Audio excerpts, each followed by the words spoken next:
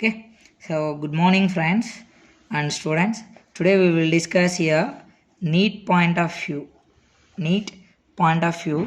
We can discuss the total 50 questions we get in NEET in physics. So in this one, you can select to the few chapters in this one. So which chapter we get the more questions in first year units and measurements. First we can take to here what in first year we can take to the units and measurements in a NEET question paper 2022. So 2022 question paper in units and measurements we got the 3 questions. Again in this one motionless straight line we expect the 2 questions. Okay, next plane and vector it will be identified to here what one question. It is like a parabola basic. Again laws of motion also we can take to the one question. In this one we cannot expect to that one, means we can identify to the what banked road surface.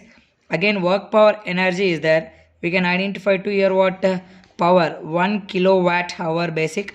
We can identify to here what 1 kilowatt hour 36 into 10 power 5 joules basic. We can observe this one. Again in that one question is what 100 kilowatts they mention.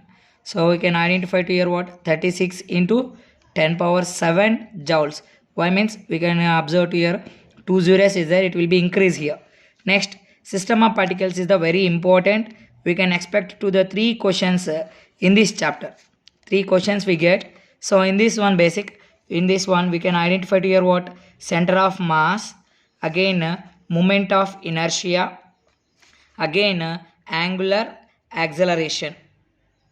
So angular acceleration basic we can identify.